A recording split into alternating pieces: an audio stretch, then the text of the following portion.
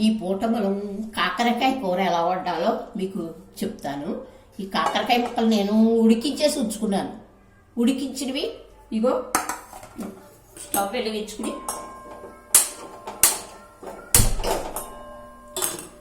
నూనె వేసుకుని బాగా నూనె పడుతుంది. ఫ్రై కాదు, ఇది ముద్దకూరే అయినా కమ్మగా ఉంటుంది. కాకరకాయ ముక్కలు వేసేసుకుని దీంట్లో ఇంకా పోపు అక్కర్లేదు, ఎందుకంటే పోపు కారం అన్నీ వేసి కొట్టి పొడి ఉంచాను. ధనియాలు, జీలకర్ర, శనగపప్పు, మినప్పప్పు, కరివేపాకు అన్నీ వేసి, కరివేపాకు కూడా వేసి అన్నీ వేసి వేయించేసి పొడి కొట్టి ఉంచుకుంటాను నేను. ఇప్పుడు ఈ కూరల కోసమనే పచ్చడి పోపు, పచ్చడి కారం వేరే ఉంచుకుంటాను, కూరలకు వేరే ఉంచుకుంటాను. ఇగో నూనె వేసాను. ఇగో కాస్త పసుపు వేసుకుని ఉప్పు కొంచెం వేసుకోండి, మళ్ళీ కావాలంటే వేసుకోవచ్చు చూసుకుని. ఇగో కొట్టిన పొడి, కరివేపు, ధనియాలు, జీలకర్ర అన్నీ, శనగపప్పు, మినప్పప్పు, కరివేపాకు అన్నీ వేసిన పొడి కొట్టు ఉంచుకుంటాను ఎప్పుడు నేను.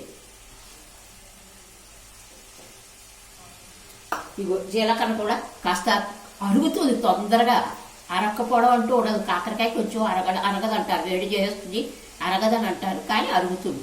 ఇలా కాస్త జీలకర్ర కూడా వేసుకోవాలి. వేసుకుని కలుపుకోవడమే, చాలా బాగుంటుంది.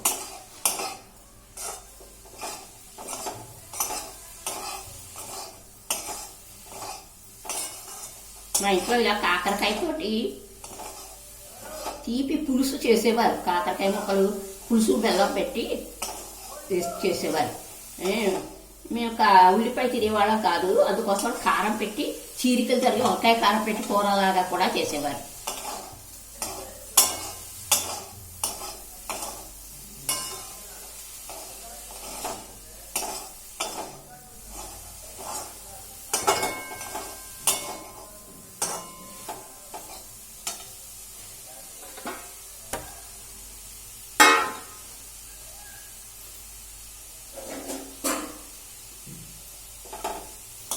మనం బేసన్లోకి తీసేసుకుంటే ఇలాగా కాస్త బాగా ఎర్రబడ్డాక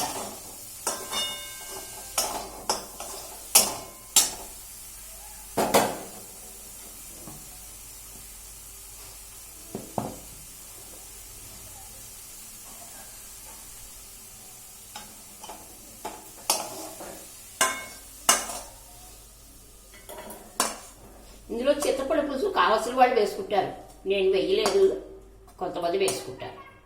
ఇది కమ్మర కూర అన్నమాట. ఈ పోపులోనే ఉంటుంది ఈ కమ్మదనం అంతా. ఇలా కమ్మగా తయారవు.